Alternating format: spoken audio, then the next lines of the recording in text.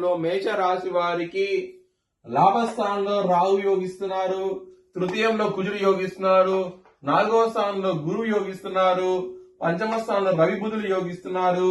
అలాగే శుక్రుడు 6వ స్థానం నుంచి తన స్వస్థానమైన తులారాశికి వెళ్ళబోతున్నారు 2వ తారీఖు నుంచి. శుక్రుడు కూడా యోగిస్తారు 2వ తారీఖు నుంచి. ఇది అన్నమాట. మొత్తం 6 గ్రహాలు యోగిస్తున్నాయి మేషరాశి వారికి. ఎలినాడిసిన ఉన్నది కాబట్టి వ్యయ స్థానంలో నల నువ్వులు బ్రాహ్మణుడు దానం చేయండి, మంచి ఫలితాలు ఉంటాయి. విష్ణు ఆలయం సందర్శించండి, ఇంకా మంచి ఫలితాలు చూస్తారు.